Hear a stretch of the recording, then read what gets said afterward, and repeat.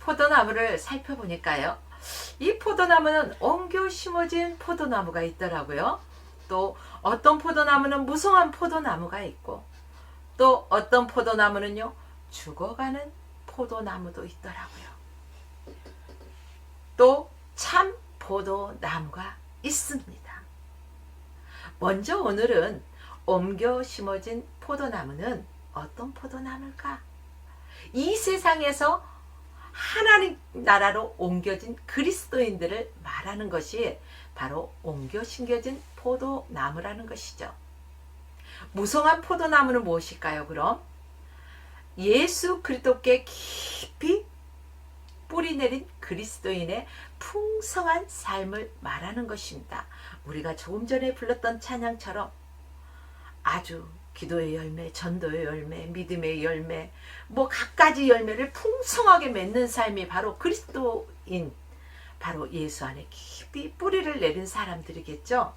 죽어가는 포도나무는 그럼 어떤 나무였을까?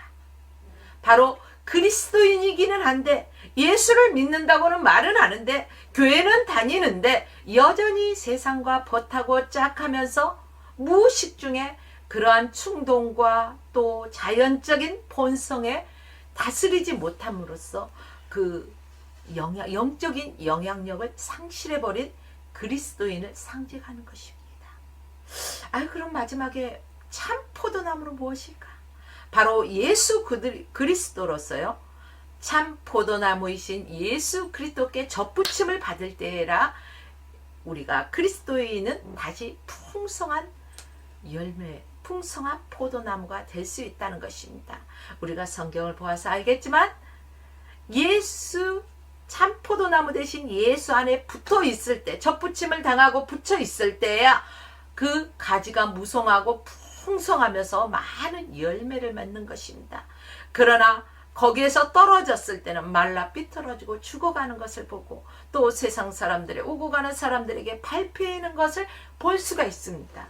그러므로 오늘 예배드리는 저와 여러분의 삶은 바로 우리가 옮겨 심어졌지만 또 여기에서 더 우리의 신앙이 자라서 예수 그리스도께 접붙임을 당해서 많은 열매 맺는 그러한 그리스도인들이, 그러한 성도들이 되시길 주의 이름으로 축복합니다. 오늘은 이 네 가지 중에서요, 옮겨 심어진 포도나무에 대해서 좀 깊이 자세히 말씀드려 보도록 하겠습니다. 자신이 옮겨 심어진 포도나무라는 것을 아는 것이 기독교인의 기본이기 때문에 그렇습니다. 오늘 신앙의 기본을 잘 배워서 진짜 예수쟁이의 멋과 맛을 체험하는 저와 여러분의 삶이 되시길 주의 이름으로 축복합니다. 오늘 본문 2절 말씀에 보니까요, 사도 바울이 뭐라고 했습니까? 내가 너희를 정결한 처녀로 한 남편 그리스도께 드리려고 중매함이로다, 이렇게 말씀하고 있습니다. 바울은 여기서 그리스도인이 되는 것을 무엇에 비교하고 있습니까? 바로 결혼에 비유하고 있습니다. 지금이야 남녀가 다니다가 눈에 맞아서 이렇게 이끌려서 결혼하는 경우가 많지만 저희 시대만 해도요, 중매 결혼이 참 많았습니다. 요즘도 보면 누군가가 가운데서 연결해주는 중매 역할을 하는 것을 볼 수가 있습니다. 바로 남녀가 만나 결혼에 이르는 과정을 한번 생각한다면 우리가 이 본문 2절 말씀, 정결한 처녀로 한 남편인 그리스도께 중매하려 함이로다, 이 말씀을 좀 더 이해하기 쉬울 것입니다. 그리스도인이 된다는 것은 어떤 것인지 좀 더 분명하게 우리가 알아야 할 것입니다. 첫째는요, 1단계 호감이 있어야 해요. 남녀의 교제 관계에 있어서도요, 호감이 느껴져야만이 그 사람에 대해서 더 알아가고 싶어요. 이 호감이라는 말을 다른 말로 뭐라고 할까요? 뭔지 모르게 끌리네? 끌려. 그래요. 끌림이라고도 우리는 표현하고 있습니다. 수없이 많은 남자와 여자들이 이상하게 마음이 끌린다 이런 표현을 쓰기도 합니다. 아니 옆에서 볼 때 그렇습니다. 제3자의 입장에서 난 도대체 이해가 안 가. 저 사람 뭐가 보고 뭐가 좋다고 저렇게 저 사람 보면은 설렌다고 하지? 아마 눈에 콩깍지가 씌었나? 이런 소리를 하는 거예요 옆에서는. 그런데 남이야 콩깍지 씌었냐 어쨌냐 무슨 소리를 하던 간에 내가 호감을 느끼고 내가 끌리면은 그 사람만 보기만 하면은 그냥 설레는 거예요. 기독교인이 되는 과정도 아마 이것과 비슷하지 않나 저는 이렇게 생각해 봅니다. 예수님에 대해서요 어떤 호감이 있어야 돼요.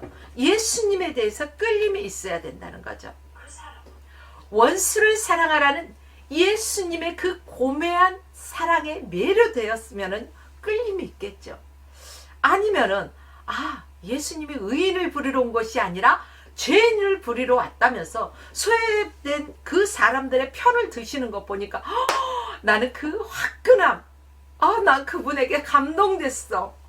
아니면 아주 위선적인 서기관들과 또 바리새인들에 향해서 이 독세의 새끼들아 이렇게 화끈하게 아주 호통치는 모습 속에서 내 속이 다 후련해지면서요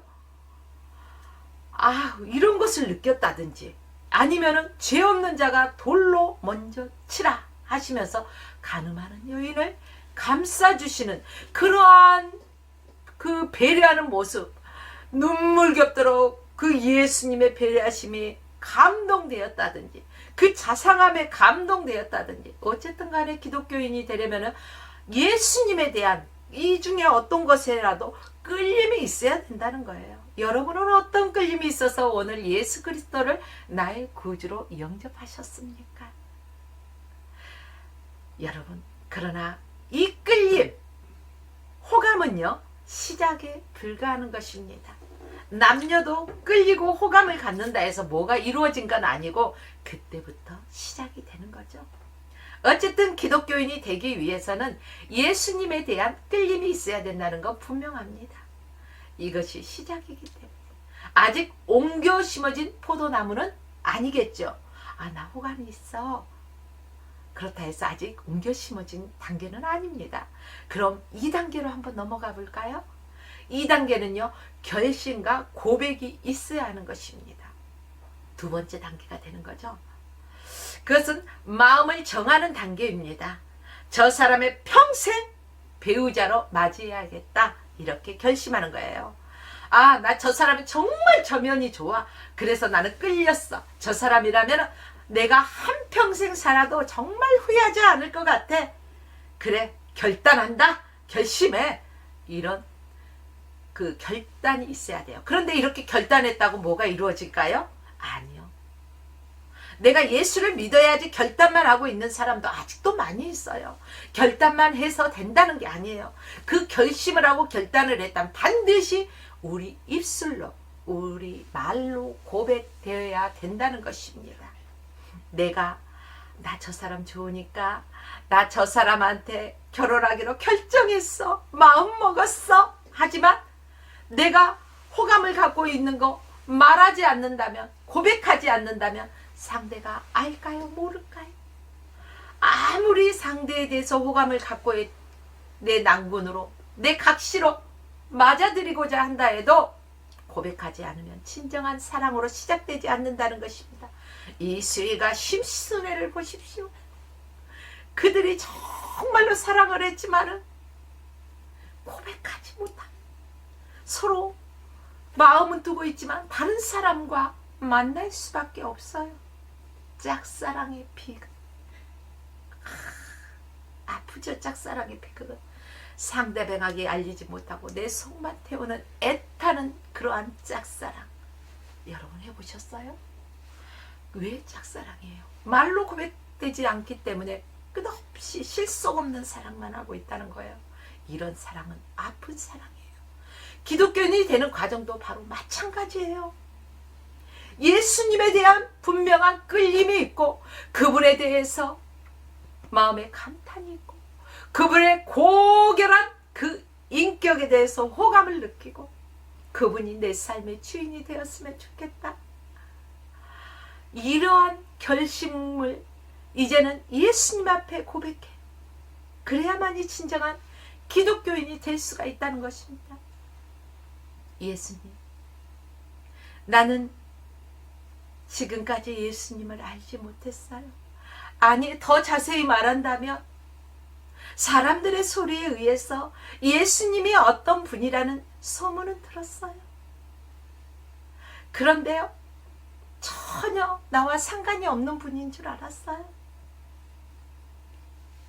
그런데 예수님을 보고 이제는 내 마음이 요동합니다. 예수님의 그 고결한 인격, 그 사랑, 나는 끌립니다. 바로 하나님이시면서 인간의 몸을 입으시고 이 땅에 오신 게 나와 같은 죄인을 부르러 오셨더군요. 나는 몰랐어요. 내가 죄인인 걸 몰랐어요. 예수님을 알고 보니까 내가 죄인인 걸 알겠더라고요. 그 예수님의 사랑으로, 은혜로 그 십자가에서 이 죄인된 나를 위해 십자가를 지시고 피 흘리시고 그 피값으로 내 죄값을 친히 지불하시고 내 모든 죄를 사하여 주신 그 예수님을 이제야 믿게 되었어요. 주님, 나의 주님으로 이제는 영접합니다. 주님과 동행할래요. 이제는 주님 없이 살 수 없어요. 라는 이러한 결단과 고백이 있어야 된다는 것입니다. 그러면서요, 내 옛모습은 버려버리고 진정한 내 삶의 주인이신 그 예수님을 나의 주인으로 모시고 살아가면서 주님과 교제하는 것입니다. 남녀가 사랑해서 교제하듯이 이제는 예수님 없이 살 수 없어요. 예수님, 나와 함께 해주세요. 라고 하면서 우리는 결심하고 고백하고 이러한 단계가 되어야 된다는 것입니다.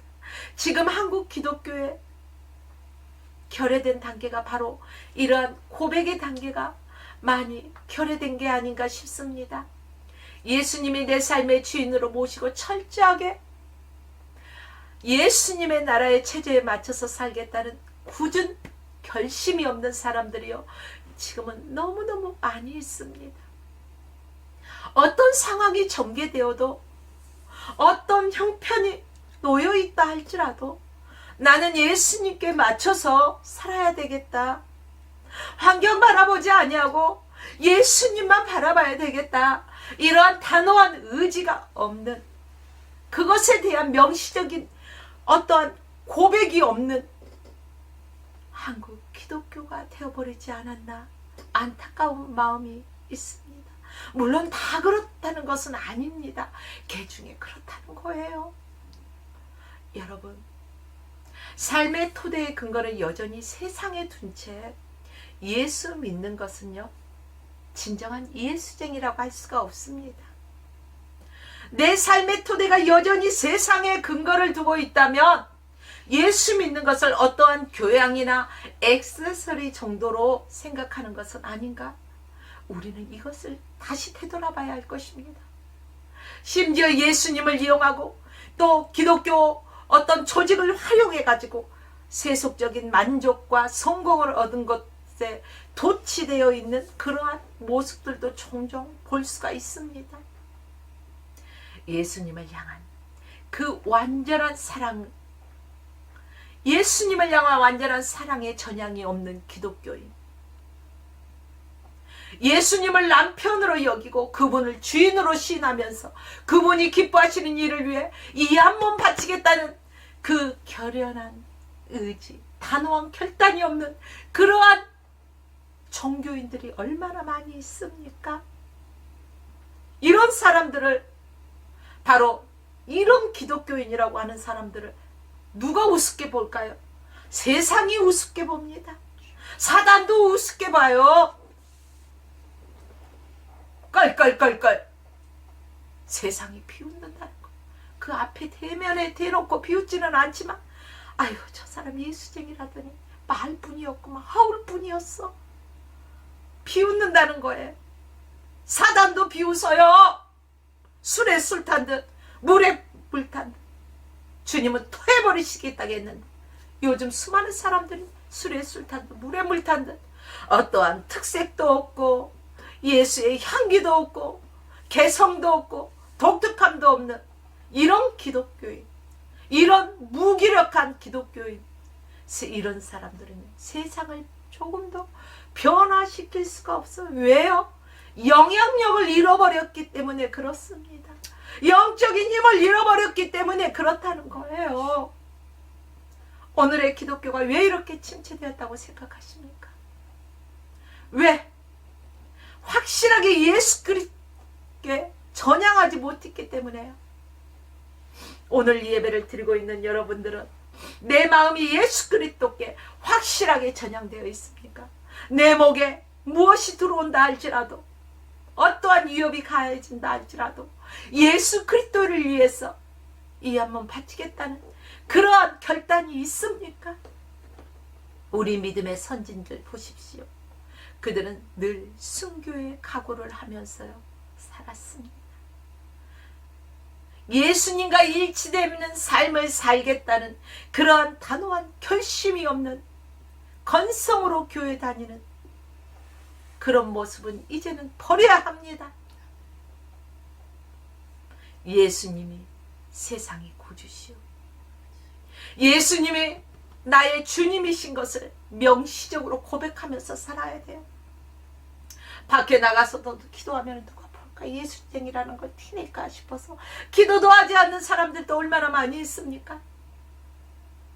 이게 기본인데, 나 예수 믿습니다, 나 하나님의 자녀입니다, 나 목사입니다, 나 장로입니다, 권사입니다, 집사입니다, 거룩한 성도입니다, 자신 있게 말할 수가 있어야 돼요.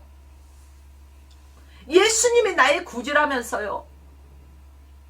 그렇다면 고백을 할 줄 알아야죠. 이게 최소한 기본 아닙니까? 이 기본이 되어 있지 않는 데서 오늘날 예수쟁이들이 무슨 힘이 있다고 생각하십니까? 다른 사람들을 변화시킬 능력을 상실해버리지 않았습니까? 오히려 세상이 우리를 자기들 식으로 자기들 방법대로 변화시키려고 하고 있으니 기가 잘 노릇입니다. 거기에 아무런 거부감도 없이 그냥 이끌려가는 형국 아닙니까? 이 단계를 넘어서서 다음 단계로 나갈 수가 있어야 되는 것입니다. 고백했다고 끝나는 게 아니에요. 내가 고백했다고 여기에서 끝나면은 발전이 없죠. 결혼을 해야 되잖아요. 3단계, 다음 단계가 바로 결혼하는 단계입니다. 우리가 남녀가 사랑을 고백하고 서로가 마음을 끌리니 우리 잘해보자 하면서 교제를 한 다음에는 그래 이 사람이면 내가 확실해 하고 결단을 했으면 그 다음에 뭘 합니까? 결혼을 해요. 끌림과 호감을 갖고 상대방을 배우자로 맞이하겠다고 결심하고 그 사랑을 고백하고 함께 살자고 말하는 거예요. 그래서 결혼하는 거예요. 결혼하기 전에는 이 사람도 알아보고 저 사람도 알아보고 그 사람도 알아보고 많은 사람을 알아볼 수가 있어요. 그러나 결혼 후에는요 바꿀 수가 있어요? 없어요? 바꿀 수가 없어요. 요즘 사람들은요 뭐 툭하면 바꾸는 사람들도 있더라고요. 그런데요 우리 부모 시대를 바라보십시오. 결혼한 후에는 바꿀 수가 없었어요. 기독교인이 되는 것도 마찬가지예요. 한번 예수 그리스도를 나의 구주로 영접했으면요 우리가 배교해서는 안 되는 거예요. 배신해서는 안 되는 거예요. 저 주먹 쓰는 사람들도요 의리 이렇게 살아요. 의리 그런데 예수쟁이들이 하나님 앞에 나 하나님의 자녀가 되겠다고 예수 그리스도를 영접하겠다고 결단해놓고 세례받고 그 의리 어디 갔어요? 까먹었어요? 엿싸먹었어요? 왜 없어요? 여러분 안 됩니다. 예수님을 주님으로 받아들이겠다고 결심하고 공개적으로 사랑을 고백한 그 사람들이 바로 세례 교인이에요. 세례라는 게 뭐예요? 우리 자신과 예수님의 영적인 결혼입니다. 남녀가 만나서 결혼을 하듯이 우리가 영적인 결혼을 하는 것이 세례예요. 많은 사람들 앞에서, 성도들 앞에서 세례를 받잖아요. 나 이제 하나님의 백성입니다. 새로 태어나는 거, 결혼하는 거예요. 세례를 받은 사람들은 예수님과 영적으로 결합한 사람들이기 때문에 평생토록 변함없이 예수를 나의 구주로만 섬겨야 하는 것입니다. 지조, 우리 흔히 말하죠.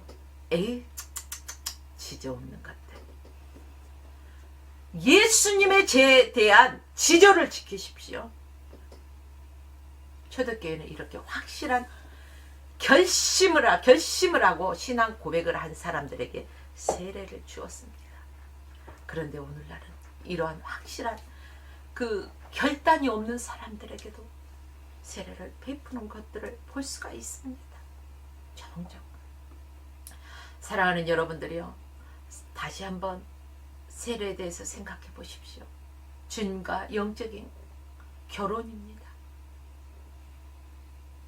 세례 교인이라 하면 이미 우리는 속이 한번 뒤집혔어요. 이 속에 더럽고 추악하고 죄성이요 휙 뒤집혀가지고 예수님의 그 십자가에 보혈로서 이 죄를 다 씻음받고 나는 주 없이 살 수 없네. 여러분 찬양 많이 하시죠? 입술로만 찬양하는 것이 아니라 내 삶에 적용시켜 보시라는 것입니다. 주 없이 살 수 없네. 이게 나의 신앙의 고백이 되어야 되는 거예요. 이 세상과 완전히 다른 체제를 바로 하나님 나라에서 예수님만 따르고 결심하겠다는 어떤 상황이 오더라도 나는 예수님을 떠나지 않을 것이야 라는 결단과 고백이 마침내 세례라는 영적인 예수님과의 연합된 사람을 이루는 것입니다. 그래서 우리가 살아도 주를 위하여 죽어도 주를 위하여 죽겠다는 이러한 고백이 있어지는 것입니다. 이러한 고백이 되어질 때 진정한 그리스도인이 되어지는 것입니다. 바로 옮겨 심어진 포도나무가 되는 것이 바로 세례 교인이 되었고, 예수님 없이 살 수가 없어요. 나는 살아도 죽어도 주를 위해 살아갈 것입니다 라는 고백의 단계, 예수님과 결혼한 단계가 바로 옮겨 심어진 포도나무입니다. 오늘 이 예배를 들으시는 여러분들이요, 이미 옮겨 심어진 나무도 있을 것이고 접붙임을 당하여 무성한 열매를 맺는 분도 계실 것이고 아직까지 끌림에서 멈춰있는 분도 계실 것이고 결단만 하고 고백하지 못하고 예수님을 영접하지 못한 사람도 있을 것입니다. 그러나 오늘 이 말씀을 듣고 다시금 여러분이 결단하고 예수님은 나의 구주시라는 것을 고백하십시오. 여러분, 아유 이제 결혼했으니까 저 사람 내 거니까 끝이요. 끝일까요? 아니에요. 결혼이 모든 사랑의 끝은 아니라는 것입니다. 마지막 단계가 아직도 남아있어요. 지금은 시집살이를 안 쳐. 그러나 예전에 보면 시집살이가 아주 매웠다고 해요. 그것은 왜 그럴까요? 시집에서의 삶은 내가 친정집에서 지금까지 결혼하기 이전에 가족과의 삶 전혀 달라요. 그들의 말도 다르고 탈도 많고 시집살이, 말도 많고 탈도 많은 게 바로 시집살이. 그래서 매운 거예요. 결혼식을 올리고 달콤한 신혼여행을 갔다 와서 그 달콤함을 유지하면서 알콩달콩 살면 얼마나 좋겠어요만은 신혼여행 다녀왔는데 결혼 생활이 완성된 건 아니라고 했죠. 신부의 입장에서 보니까 친정에 살았던 모든 게 달라요. 시집에서 고된 시집살이를 기다리고 있고 문화도 다르고 법도 다르고 사고방식도 다르고 생활 방식도 전혀 달라요. 옛말에 시집 갔으면 죽어서 그 집 귀신이 되라 이 말이 있어요. 이렇게 변하지 않는다는 거예요. 한 번 짝 지으면은요, 우리 주례사, 요즘은 결혼식에 가보니까요, 주례사가 없어요. 축사도요 친구들이 하고. 그래, 많이 이 세상의 풍토가, 문화가 변했더라고요. 그런데 우리 옛날에 주례사들이 하시는 말씀이에요. 검은 머리 밥풀이 되도록 서로가 서로를 섬겨주라고 말하고 있습니다. 약할 때 서로가 힘이 되어주라고 말하고 있습니다. 기쁠 때 함께 기뻐하라는 것입니다. 슬플 때 함께 아파하라는 것입니다. 여러분, 정통적인 의미에서 시집 왔으면 그 집 귀신이 되어야 한다. 이러한 어른들의 말씀이 있었듯이 예수를 한번 믿기로 작정했으면은, 예수님과 결혼했으면은, 예수님께 옮겨 심어졌으면, 접붙임을 당해서 살든지 죽든지 주의 영광을 위해 끝까지 주님 나라 갈 때까지 변함없이 살아야 된다는 것입니다. 지조가 있어야 된다는 것입니다. 이게 시집와서 그 집에서 귀신이 되라는 말을 바꿔서 생각하면, 예수 믿는 것은 절대로 변질되어서는 안 된다. 배교해서는 안 된다. 네가 죽는 한이 있어도 예수를 배신하지 말아라. 이 말씀으로 받아들이면 될 것입니다. 우리가 시집살이를 익숙하게 하는 기간이 얼마나 걸릴 것 같아요? 그 집 문화와 모든 것들을 다 익히기 위해서는요, 9년이라는 아주 짧지 않는 긴 시간이 걸린다고 해요. 그래서 요즘 사람들이 뭘 그럴지 모르지만, 저희 때만 해도요, 아유, 시집가면 벙어리 3년에 기머거리 3년에 장님 3년, 그러면 3년 9년이에요. 그러니까 말하고 싶어도 참고 살고, 들은 것도 못 들은 척 그냥 참고, 본 것도 못 본 척 그냥, 그만큼 순종하고 내 자신을 내세우지 말아야만이 그 시집의 그 삶이 익숙해지고 그 가문에 대해서 익혀갈 수 있다는 의미입니다. 이런 것을 영적인 의미로 한번 바꿔볼까요? 시집살이를 다른 말로 표현한다면 거룩한 생활, 성화되어진 삶, 이러한 걸로 바꿔나가는 것입니다. 예수를 믿고 내가 세례를 받고 정말로 주님과의 그 고백이 있었는데, 세상 그것을 놓지 못하고 자꾸 생각나는 거 안 돼요. 거룩한 생활과 거리가 먼 것은요, 우리가 배척할 수 있어야 된다는 것입니다. 날마다 그것을 통해서 성화되어져가는 삶을 살기 위해서는요, 우리가 날마다 깨어 있어야 되고, 기도해야 되고, 말씀 봐야 되고, 주님을 찬양하면서 주님과 교제해야 되는 것입니다. 내 뜻을 버리고 주님 뜻을 앞세워야 된다는 것입니다. 거룩한, 그것은 그리스도의 삶을 특징 짓는 아주 중요한 것입니다. 로마서 6장 19절 말씀 한번 보겠습니다. 전에 너희가 너희 지체를 부정과 불법에 들여 불법에 이른 것 같이 이제는 너희 지체를 의의 종으로 들여 거룩함에 이르라. 이렇게 말씀하셨습니다. 그리스도인들은 예수 믿어서 세상에서 성공하라는 것이 아니에요. 물론 그 중에는 예수를 너무 잘 믿고 하는 사업마다 잘 되고 성공하는 사람도 있습니다. 예수 믿고 다 병 고치냐? 아니요. 그건 아니지만 예수 믿고 병 고친 사람들도 많이 있습니다. 믿음으로. 성경에 보면은요, 믿음의 역사. 주님 말씀하시면 주님이 손대시고 한수하시고 각색 병자가 나음을 입고 고침받는 성경에 많이 기록되어 있습니다. 그때의 역사가 지금도 있다는 것입니다. 여러분, 예수 믿는 사람인데 왜 아파? 세상 사람들이 그렇게 말하는 경우도 있더군요. 아니, 예수 믿는데 왜 죽어? 이 육신은 한번 태어나면 누구나 가는 것입니다.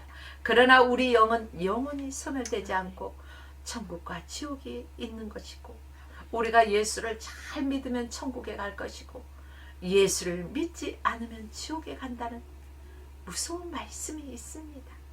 사랑하는 여러분들이요, 우리가 예수를 믿어도 때로는 아플 수도 있고, 그 과정 속에서 하나님의 뜻을 발견하고 또 하나님의 치유하심을 체험하고, 어떤 상황 속에서 좌절하지 않냐고 예수만 바라보고 믿음으로 기도하다 보면 치유받고 회복되는 기적을 체험한다는 것입니다. 이 시간도 아픔과 고통으로 괴로워하신 분들이 있습니까? 물론 세상의 병원도 하나님이 주셨고 약도 하나님이 지혜 주셔서 주신 것이니까 적절히 치료해 가면서 믿음으로 기도하면서 회복되어지는 놀라운 역사를 체험하시기를 바랍니다. 사랑하는 여러분, 예수 그리스도를 믿는 우리의 삶이 어떤 삶을 살아야 할까? 저는 한마디로 이렇게 말하고 싶습니다. 거룩한 삶을 살아내어야 할 것이다. 이렇게 말하고 싶습니다. 기독교인들은요, 거룩한 삶을 시작한 사람임을 저와 여러분은 기억해야 합니다. 하나님이 거룩하니 너희도 거룩하라. 저와 여러분은 하나님의 자녀입니다. 누구를 닮아요? 하나님을 닮아야 되겠죠. 그러니 우리는 하나님의 성품을 닮아 거룩한 삶을 살아야 할 것입니다. 예수님은요, 온유하신 분이십니다. 저와 여러분이 그 온유한 성품을 닮아야 할 것입니다. 분내지 말아야 할 것입니다. 아무튼 교회는 거룩한 삶을 배우고 연습하고 꾸준히 연마하는 곳이 되어야 할 것입니다. 그래서 밖에서 들어오는 사람들도 함께 거룩한 삶을 배워가는 거예요. 연습하는 거예요. 그리고 꾸준히 연습하다 보면 나의 습관이 되고 버릇처럼 되는 거예요. 거룩한 삶이 누가 시키지 않아도 자연스럽게 거룩한 삶이 이어지는 거예요. 거룩한 삶을 살도록 서로 자극을 주어야 하는 거예요. 격려해 주어야 하는 거예요. 때에 따라서는 채찍이 필요하면 채찍도 필요하다는 것입니다. 이제 말씀을 정리하겠습니다. 저는 자금의 한국 기독교회가 회복되어야 한다라고 생각하는 사람 중에 한 사람입니다. 생명의 종교인 바로 기독교가 회복되어야 이 시대의 희망이 보일 수 있기 때문에 그렇습니다. 그러려면 우리가 어떻게 해야 할까? 기본을 회복해야 합니다. 기본을 새롭게 다져야 한다는 것입니다. 기독교의 기본은 뭐라고 말씀드렸죠? 예수님. 예수님을 향한 철저한 전향이 있어야 돼요. 이쪽도 저쪽도 뜨겁지도 차갑지도 않는 게 아니라 완전히 돌아서야 된다는 것입니다. 앞으로 가! 뒤로 돌아! 하듯이 완전히 돌아서는 것을 전향이라고 한다는 것이죠. 그 전에 다른 옛 생활로부터 철저한 단절, 그리고 예수님과의 결혼, 그 다음에 시작되는 거룩한 삶을 향한 거룩한 결단과 실행, 이것만이 기독교를 구원할 수 있고, 이렇게 구원받은 기독교만이 이 세상을 구원할 수 있는 영적인 힘을 가질 수가 있다는 것입니다. 저는 요즘 우리 화평교회와 한국교회가 잃어버린 기본을 회복하는 데 나름대로 기도하며 애쓰고 있습니다. 여러분도 함께 동참해 주셔서 기독교가 회복되고 우리의 신앙이 회복되어지고 온전히 예수께 전향하는, 철저하게 전향하는 그러한 기독교인이 날마다 그 수가 많아져서 거룩한 삶을 살아내는 하나님의 백성들이, 우리 화평교회 성도들이 되어지시길 주의 이름으로 축원하며 오늘 말씀을 마칩니다.